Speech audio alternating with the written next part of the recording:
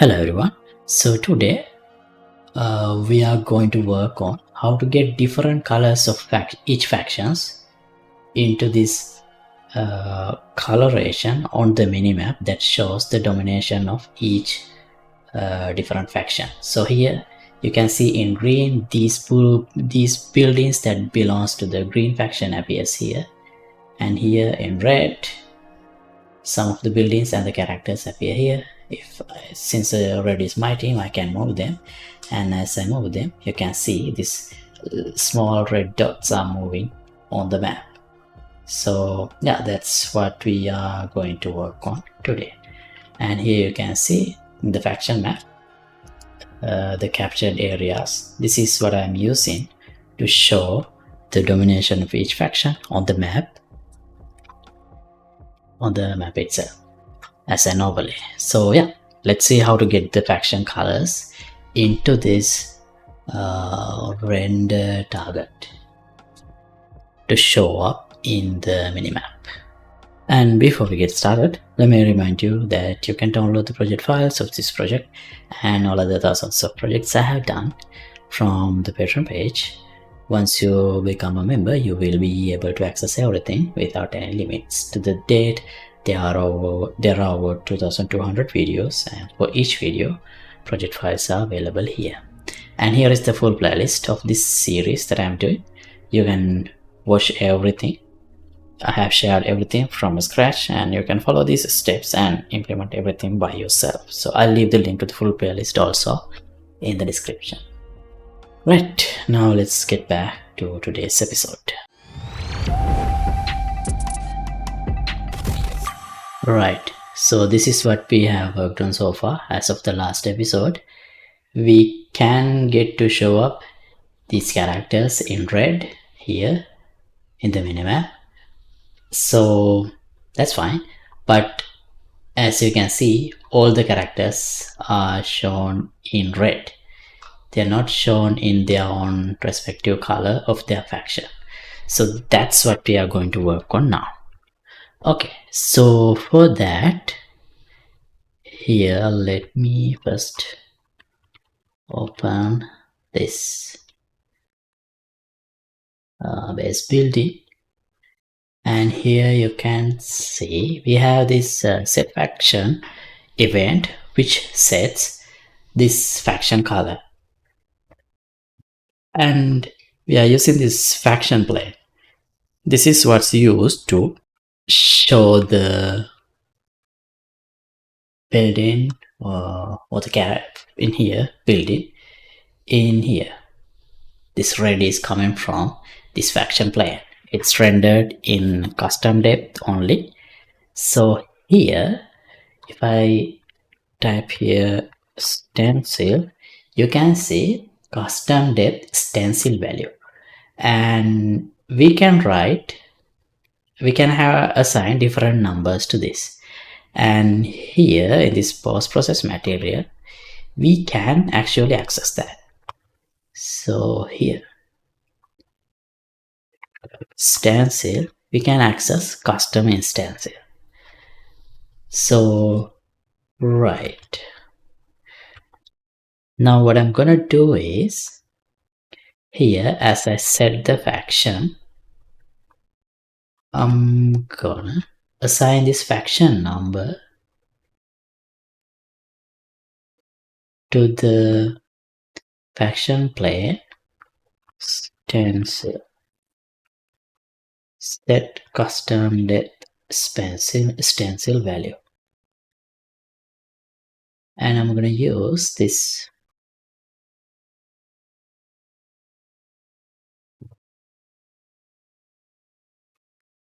faction ID for that. And these faction ID values are defined here in the faction data. 1 is red,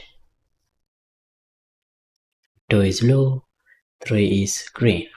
Now let me save this, go here. Instead of this, I'll name this faction 1. I'll have 3 of these, faction 2,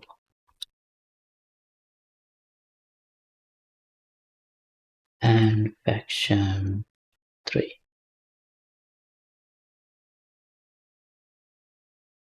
And faction 1, I'll directly copy the color. Here.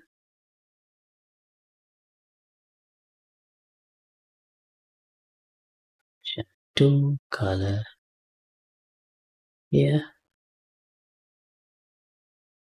Faction 3 color. Oh, sorry. Copy and paste.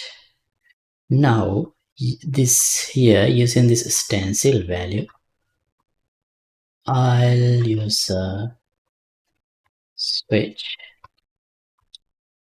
and here into the switch I'll add, there is only one input right now, 2, 3.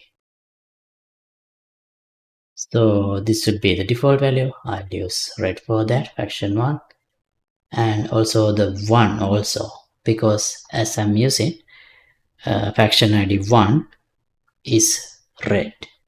So here if I get 0, it should be red. If I also get 1, that should also be red. And 2 is blue, 3 is green. And I'll use this color here. Okay, save. Now everything is red. If I open the map manager, file this, nothing is updated yet.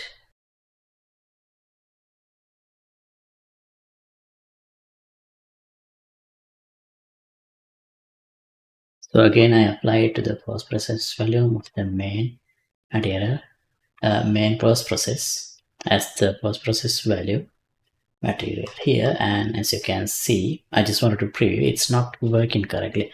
Oh, I think I need to enable custom depth, some settings. It's enabled. Oh, enabled with stencil. I think I need to use this option. Ah, yeah, see, now I can see.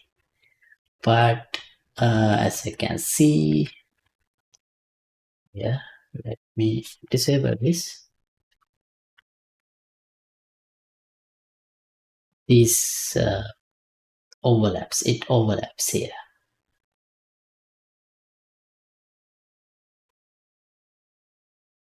Okay, see, spawn 10. Yeah, they are overlapping because I have used larger planes here, larger than the object itself, significantly larger than the object itself. So maybe we need to set the scale down. Now buildings should be like this. Still it's too large, but if it becomes too small, it doesn't appear in the map. But that may be fine, because okay, now the characters, that may be fine, because we only need to see the colors when there are a lot of actors belongs to a certain faction. So when there are a lot of actors belongs to a certain faction, then we should have enough to show up in the map. Okay, so I guess this scale is fine, but for the characters we didn't enable color selection, so I'll do that for the characters as well. Base spawn here,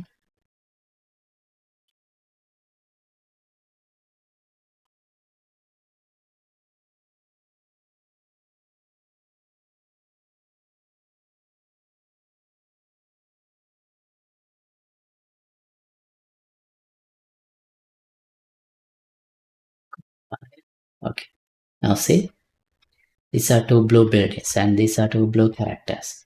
Now it does appear, and it should appear here. Yeah, here also it appears now correctly. So let me disable the post process material. For the main camera, we don't need to preview it anymore. Now if I play, we do have different colors because obviously we have that here, but we don't have a large enough population to show that in the minimap. So here, to make it more clear, instead of having this, I was using a bit different. It's not clearly blue. See, it has some G as well. So I changed the colors to pure red, blue, and green. And also here, I set the faction plane size again to 10 for both characters and buildings. And then here I added some more buildings so that there is more to show up for each types of villages. So let me make some more.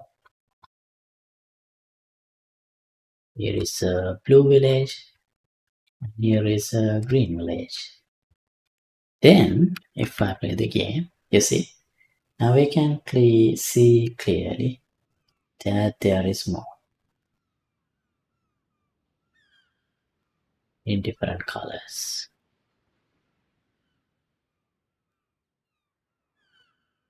Okay, tap here, why? Separate a little bit.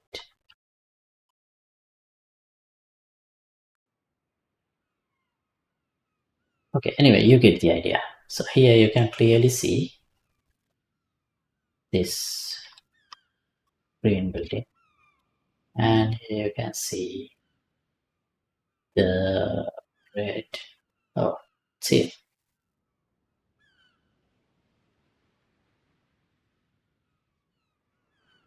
the red buildings and more green buildings. Actually, blue is here, but it's not very clear against this background that we have here. So blue is there here. So yeah, that's all I want to cover in this episode. I just want to show a way to get different colors into this overlay of faction dominated areas into the minimap. And of course, as the characters move, it will be updated here in the minimap that is shown here. And yeah, that's all for today. So thanks for watching. As always, updated project files will be available for download here in the Patreon page. Link would be in the description below. And let me know if you have any questions in the comments. See you in the next episode. Goodbye.